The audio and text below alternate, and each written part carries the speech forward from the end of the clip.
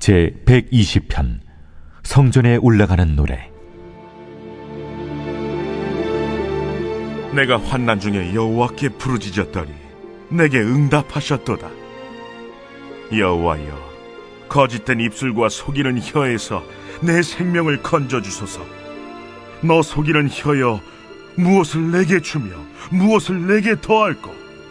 장사의 날카로운 화살과 로뎀나무 숯불이리로다. 메색에 머물며 계달의 장막 중에 머무는 것이 내게 화로다. 내가 화평을 미워하는 자들과 함께 오래 거주하였도다. 나는 화평을 원할지라도 내가 말할 때 그들은 싸우려 하는도다.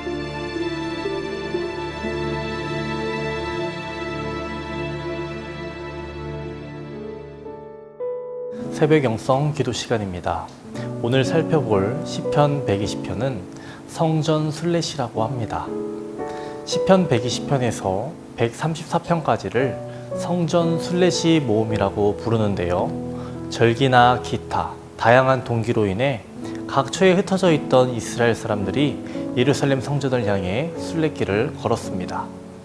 이때 불려졌던 시들을 말하는 것이죠. 성전에 올라가는 개인 또는 공동체가 성전 순례 과정에서 느끼는 감정을 나누고 서로를 고무하기 위해 부른 시들입니다. 대체로 성전 순례 시들은 길지 않습니다. 짧고 간결합니다. 왜 그럴까요? 성전 순례의 길에 오른 이들이 쉽게 외워서 부르기 위함입니다. 오늘 우리가 함께 읽은 시편 120편을 보시면 저자는 정의와 화평을 찾아 순례길에 나서고 있습니다.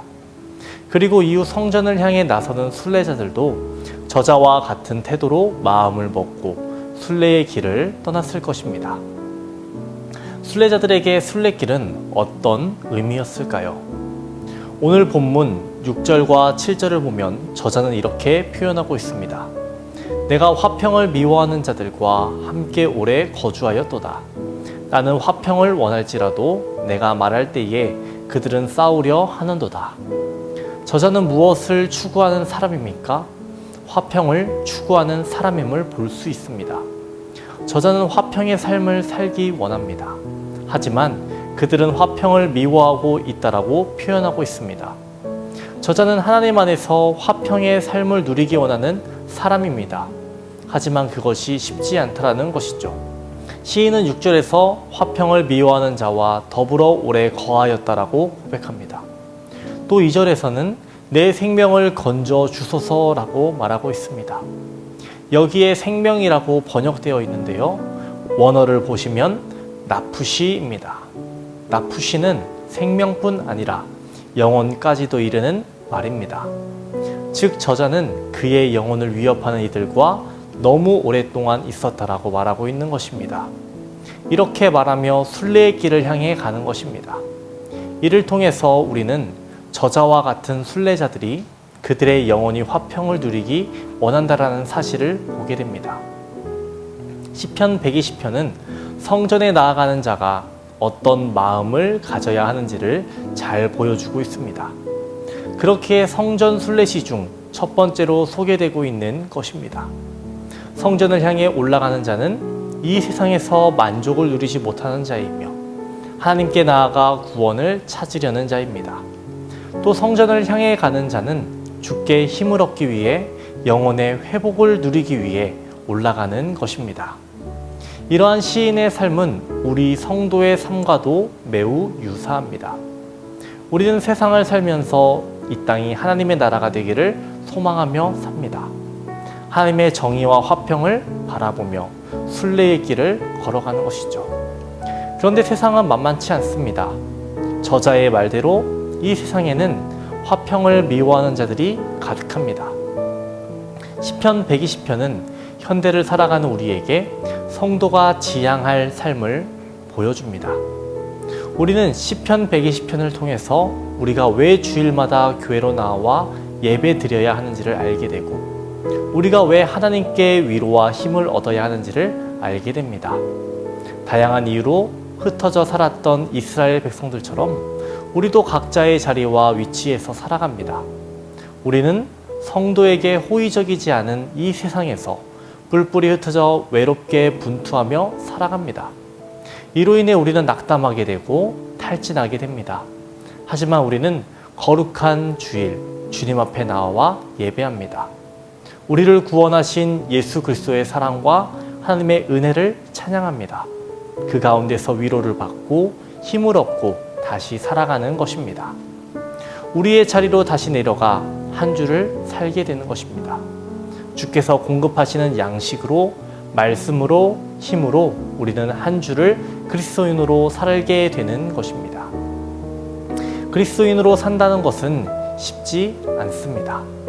하지만 예수님께서 이 땅으로 친히 내려오셔서 우리와 함께 하시고 하나님 나라를 보여주셨습니다.